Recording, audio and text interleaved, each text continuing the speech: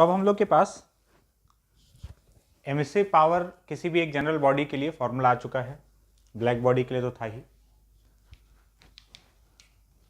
और ई जो है, ई एमिसिविटी है, एमिसिविटी रेशियो बता रहा है किसी भी बॉडी का एमिसिव पावर और ब्लैक बॉडी का। ये जो रेशियो है यही एमिसिव पावर है। और ये जो ई है ये बेसिकली किसी भी बॉडी के क्वालिटी को रिप्रेजेंट कर रहा है, उसका जो सरफेस क्वालिटी है, सरफेस से एमिशन हो रहा है तो कितना एमिट करेगा, same temperature same surface area होने पर अलग अलग बॉडी अलग अलग अमाउंट में एमिशन करेगा। तो वो कितना करेगा ये डिपेंड कर रहा है ई पर। ई का वैल्यू किस पर डिपेंड कर रहा है? सरफेस का क्वालिटी पर। ठीक है, जैसे ए आर और टी ये सब भी सरफेस का क्वालिटी था, वैसे ही ई भी है। तो अब इस फॉर्मूला से हम लोग किसी भी बॉडी का एमिसिव पावर लिख सकते हैं।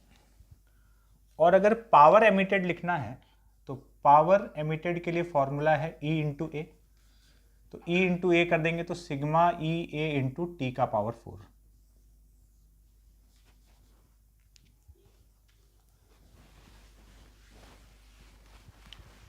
चलते हैं आगे, हेडिंग डालेंगे किरचॉफ्स लॉ।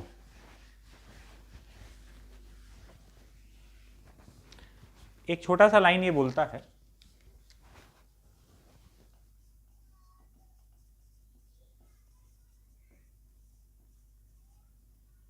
किरचॉफ्स लॉ, ये बोलता है कि good absorbers are good emitters. Good absorbers are good emitters, मतलब जो जितना ज़्यादा एब्जॉर्ब करेगा वो उतना ही ज़्यादा एमिट करेगा। और इसको अगर इक्वेशन के टर्म्स में बात किया जाए तो सीधा सा बात यह है कि A इक्वल टू ई। किसी भी बॉडी के लिए जो A का वैल्यू है वही उसके लिए E का वैल्यू है। ब्लैक बॉडी के लिए तो हम लोग को क्लियरली दिख रहा है, ब्लैक बॉडी के लिए A का वैल्यू भी 1 और E का वैल्यू भी 1। तो किसी भी बॉडी के लिए जो A का वैल्यू है वही E का वैल्यू होता है। अगर A का वैल्यू 0.5 है तो उसके लिए E का वैल्यू भी 0.5 है। यही किरचॉफ लॉ बता रहा है। जैसे एमिशन के लिए एक फॉर्मूला है वैसे ही एब्जॉर्ब के लिए भी एक फॉर्मूला है।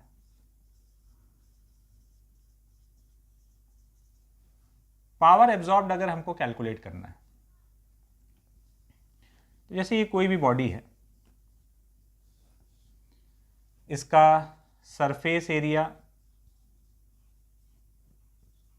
A के बराबर है, तो ये कितना पावर एब्जॉर्ब कर रहा होगा? सराउंडिंग टेम्परेचर है Ts, तो इसके द्वारा एब्जॉर्ब किया जाने वाला पावर किन किन फैक्टर्स पर डिपेंड करेगा, पहले ये समझते हैं। तो पावर एब्जॉर्ब्ड इस बात पर डिपेंड करेगा कि कितना पावर इंसिडेंट हो रहा है। जितना भी पावर इंसिडेंट हो रहा है उसका A टाइम्स एब्जॉर्प्शन में चला जाएगा। कोफिशिएंट ऑफ एब्जॉर्प्शन अगर A है, छोटा a, तो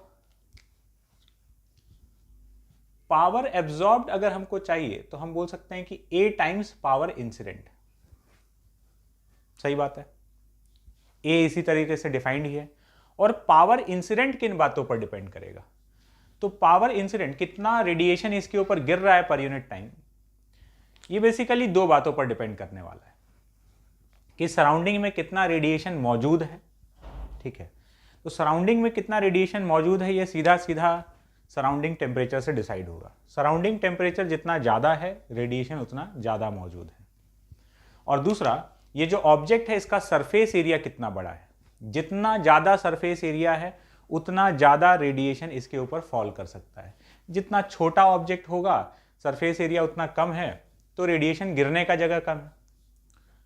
तो कितना पावर इंसिडेंट होगा ये दो बातों पर डिपेंड कर रहा है। एक तो रेडिएशन का अवेलेबिलिटी क्या है सराउंडिंग में, जो कि सीधा सीधा सराउंडिंग के टेम्परेचर से डिसाइड होता है। और दूसरा कि जिस सरफेस पर गिर रहा है उस सरफेस का स्पैन क्या है, कितना ज़्यादा वो सरफेस एरिया है। तो पावर इंसिडेंट जब प्रैक्टिकली कैलकुलेट किया गया तो वो इतना आता है, सिग्मा A इंटू TS का पावर 4। ये पावर इंसिडेंट का फॉर्मूला है किसी भी बॉडी पर अगर सराउंडिंग टेम्परेचर TS है। तो power absorbed is A times power incident, तो सिग्मा A इंटू TS का पावर 4, या इसको हम ये भी लिख सकते हैं कि सिग्मा EA इंटू TS का पावर 4, क्योंकि A और E तो बराबर होता है। ठीक है, तो ये पावर एब्जॉर्ब्ड का फॉर्मूला हो गया। अच्छा, पावर एमिटेड का जो फॉर्मूला था वो क्या था? सिग्मा EAT का पावर 4। ये पावर एमिटेड का फॉर्मूला है, इसमें T बॉडी का टेम्परेचर है। पावर एब्जॉर्ब्ड का फॉर्मूला एकदम सेम है, सिग्मा EA TS का पावर 4। इसमें TS किसका टेम्परेचर है? सराउंडिंग का टेम्परेचर है। बात क्लियर है? तो अपने पास पावर एमिटेड का फॉर्मूला है, पावर एब्जॉर्ब्ड का फॉर्मूला है। कुछ क्वेश्चन में इसको अप्लाई करके देखते हैं।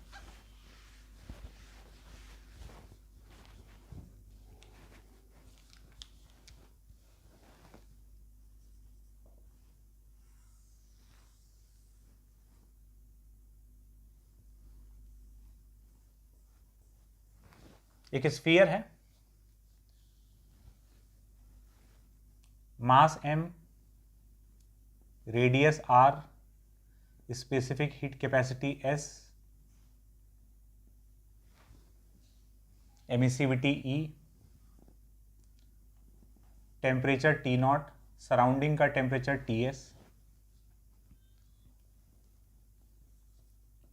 फाइंड, ये सारा चीज हमको दिया हुआ है, मास दिया हुआ, रेडियस दिया हुआ, specific heat capacity, emissivity and temperature. Find first power emitted. ये सारा चीज हमको t इक्वल टू 0 पर, मतलब इस मोमेंट पर कैलकुलेट करना है। पावर एमिटेड, पावर एब्जॉर्ब्ड, और TS जो है this is less than T0।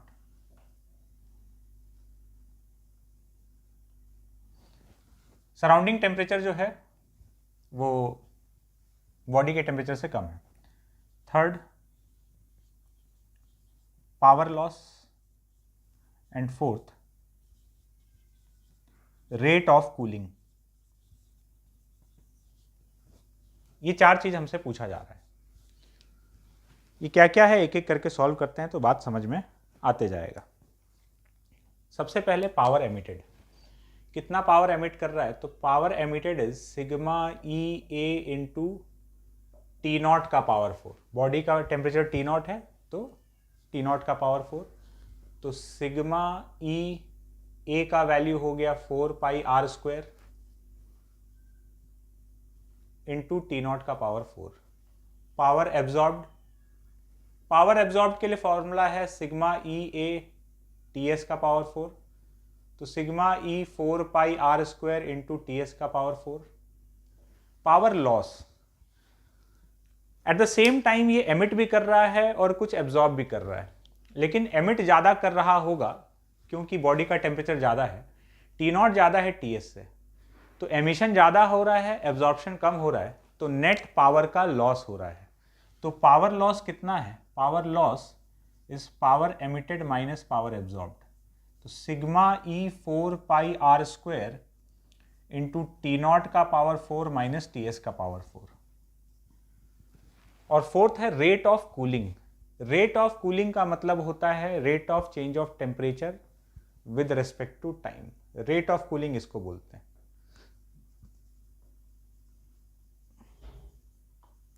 dt by dt, rate of change of temperature.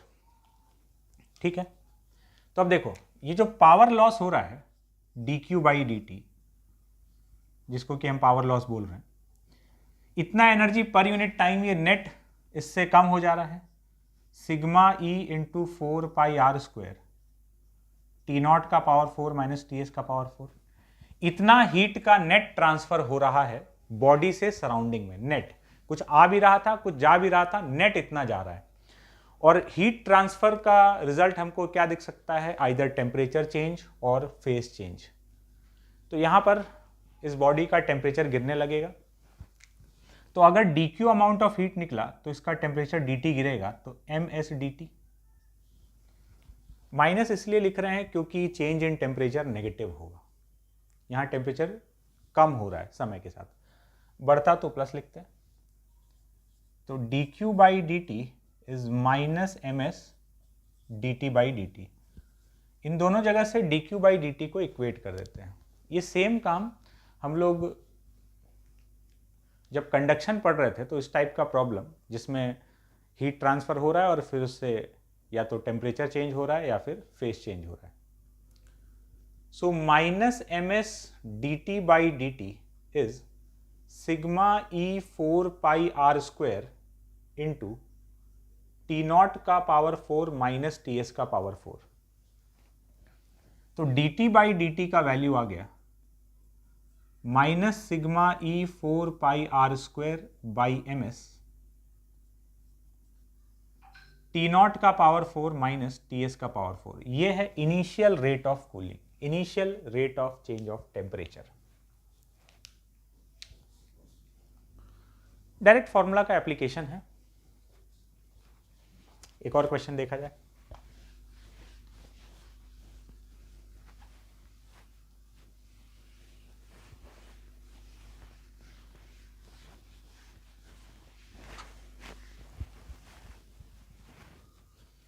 ये एक स्फीयर है, मास दिया हुआ है, रेडियस दिया हुआ है, specific heat capacity, emissivity, temperature, और ये सराउंडिंग से आइसोलेटेड है।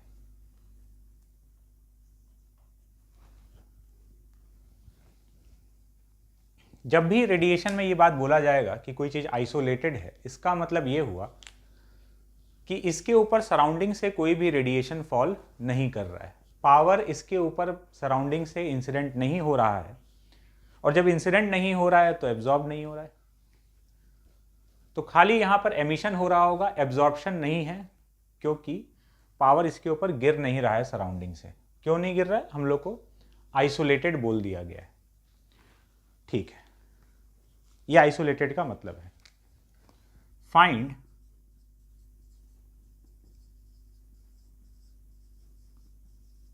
temperature of the sphere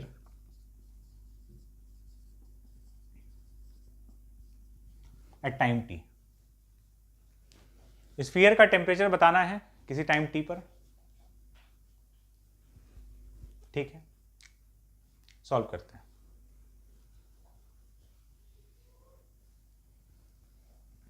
किसी टाइम t पर देखेंगे at t equal to T, तो सपोज इसका टेम्परेचर t हो चुका है, कैपिटल T। अब ये बिल्कुल वही चीज है जैसा क्वेश्चन हम लोग कंडक्शन में किए थे कि कंडक्शन के थ्रू हीट ट्रांसफर हो रहा है जिससे टेम्परेचर चेंज हो रहा है। यहाँ रेडिएशन के थ्रू हीट ट्रांसफर हो रहा है और टेम्परेचर चेंज हो रहा है। ये बिल्कुल वही क्वेश्चन है। एक इक्वेशन हम हीट ट्रांसफर का लिखेंगे और दूसरा इक्वेशन कैलोरीमेट्री से। तो पावर जो एमिट हो रहा है यहां पर dq बाई dt, इसको हम लिख सकते हैं, यही पावर एमिटेड है, यही पावर लॉस भी है, तो पावर लॉस बोल लें, power loss equal to power emitted, क्योंकि एब्जॉर्प्शन यहां पर हो ही नहीं रहा है। कितना? तो sigma E A into T का पावर 4, ये पावर लॉस का एक्सप्रेशन हो गया। और दूसरा कैलोरीमेट्री से लिखें, तो dq अमाउंट ऑफ हीट दिया, तो dq is equals to ms dt। तो dq by dt is equal to minus ms dt by dt। ये दो इक्वेशन बन गया। इन दोनों से dq बाई dt को हम लोग इक्वेट कर देते हैं, तो minus ms dt by dt is sigma E 4 pi R square into T का power 4। dt by dt is minus sigma E 4 pi R square by M S into T का power 4। ये बन गया एक डिफरेंशियल इक्वेशन। इसको कर लेते हैं इंटीग्रेट। dt अपॉन t का पावर 4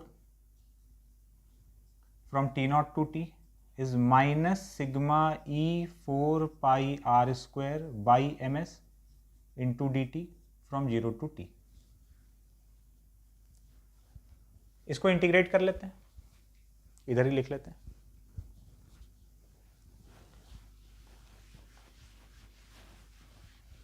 अभी इंटीग्रेट कैसे होगा, तो ये ऊपर ले जाओ, x to the power n वाला फॉर्मेट है, तो x to the power n plus 1 upon n plus 1 from t0 to t, और उधर है minus sigma e 4 pi r square upon ms into T.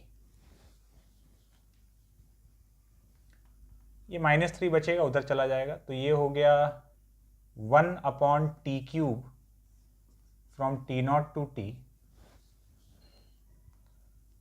तो 12 सिग्मा e 4 पाई नहीं, 12 sigma e pi r square by ms into T, तो 1 by T cube minus 1 by t0 का cube is 12 sigma e pi r square upon ms into T. यह आ गया temperature और time का relation, temperature as a function of time. बात clear है? चलते हैं अगले सवाल पर, एक और क्वेश्चन देखा जाए।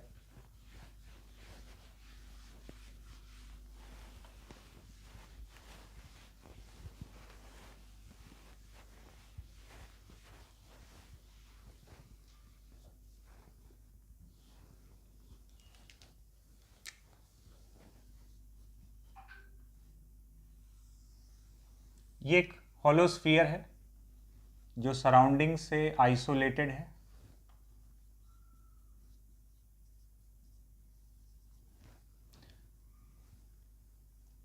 इसका temperature T0, radius R,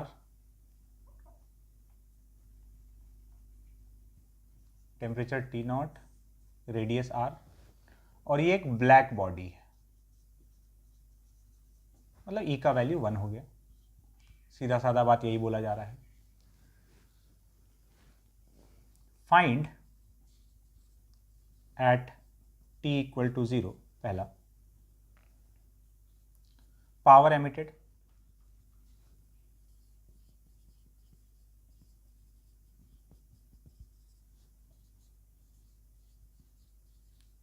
power absorbed, and third power loss. t equal to 0 पर ये तीन चीज हम लोग को कैलकुलेट करना है, power emitted, power absorbed and power loss.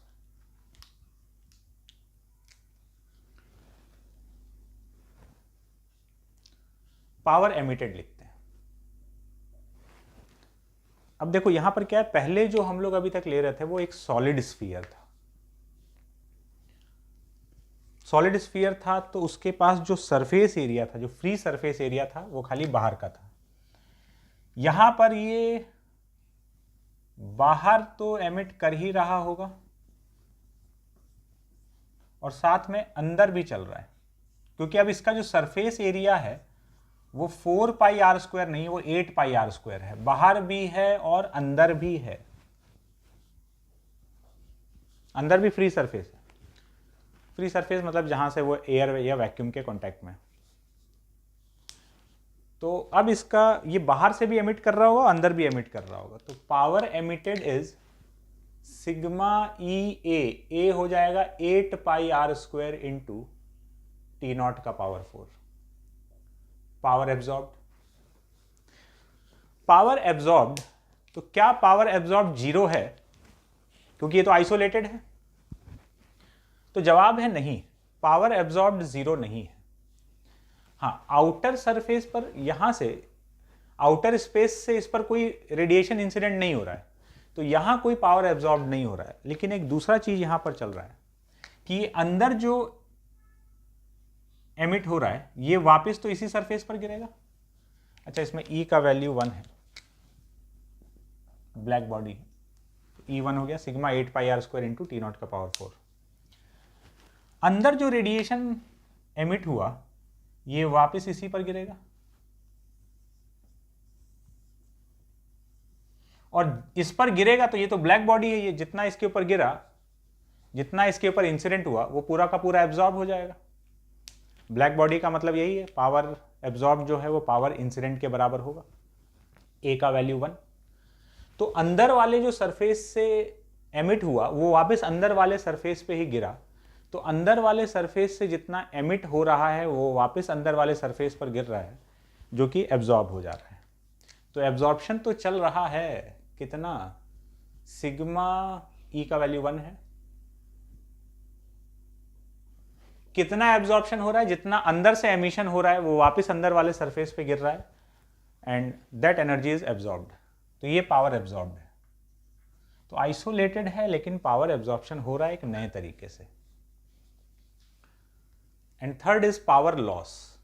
तो पावर लॉस जो है वो power emitted minus power absorbed, दोनों को सब्ट्रैक्ट कर देंगे तो sigma 4 pi R square into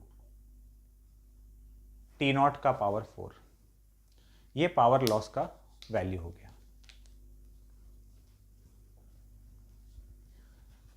बात क्लियर है? चलते हैं आगे। रेडिएशन का एक बहुत ही important concept, Newton's law of cooling. Heading डाल लेते हैं। न्यूटन का यहां भी कंट्रीब्यूशन है।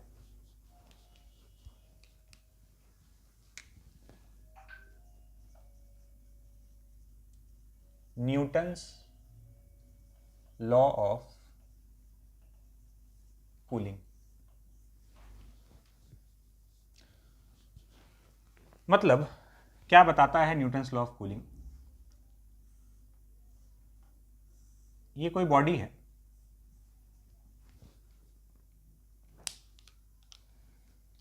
इसका टेम्परेचर है T और सराउंडिंग का टेम्परेचर है Ts,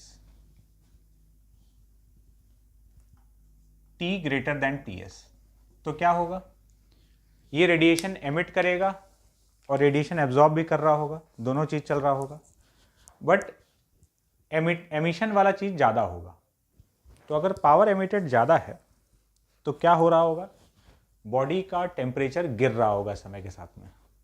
तो बॉडी का जो टेम्परेचर चेंज हो रहा है वो किस रेट से हो रहा है, उसी के बारे में Newton's law of cooling information देता है।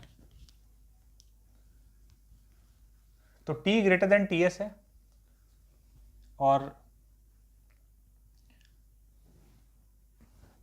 न्यूटन्स लॉ ऑफ कूलिंग का जो वैलिडिटी है इस पर एक कंडीशन है। कंडीशन ये है कि पहले कंडीशन पे बात कर लेते हैं, फिर न्यूटन्स लॉ ऑफ कूलिंग क्या है वो देख लेंगे। कंडीशन ये है कि delta T should be much much less than T या Ts कुछ भी, जो टेम्परेचर का डिफरेंस है। अच्छा, इसमें डेल्टा T क्या है, डेल्टा T का मतलब है T माइनस Ts। बॉडी और सराउंडिंग का जो टेम्परेचर डिफरेंस है, बॉडी का टेम्परेचर ज्यादा है ना, लेकिन ये जो टेम्परेचर डिफरेंस है, ये टेम्परेचर डिफरेंस बॉडी के टेम्परेचर से या सराउंडिंग के टेम्परेचर से बहुत कम होना चाहिए, much much less than T है, तभी ये Newton's law of cooling valid है। यहां तुम delta T much much less than T लिख दो या delta T much much less than Ts, कोई फर्क नहीं पड़ रहा, एक ही बात है। डेल्टा T दोनों से ही छोटा है। तो अब न्यूटन्स लॉ ऑफ कूलिंग क्या बोलता है कि dt upon dt is minus k times T minus Ts।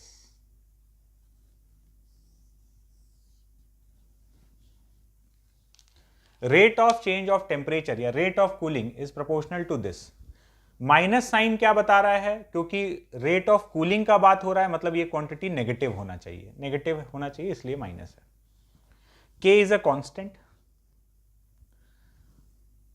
तो dt by dt is proportional to T minus Ts। Temperature difference के प्रोपोर्शनल है, T बॉडी का टेम्परेचर, Ts सराउंडिंग का। ये कब वैलिड है, ये तब वैलिड है जब टेम्परेचर डिफरेंस सराउंडिंग या बॉडी के टेम्परेचर से बहुत ही कम है तब। फॉर एग्जाम्पल, मान लो हम ऐसा बात करें कि बॉडी का टेम्परेचर 30 डिग्री और सराउंडिंग का टेम्परेचर ये Ts है और ये T है, तो क्या इस केस में Newton's law of cooling valid है? सोचकर जवाब दो कि न्यूटन्स लॉ ऑफ कूलिंग यहां पर वैलिड है कि नहीं है इस डेटा के हिसाब से। अगर तुम्हारा जवाब है कि Newton's law of cooling valid नहीं है तो तुम्हारा जवाब गलत है। देखना क्यों। टेम्परेचर डिफरेंस कितना है? 10।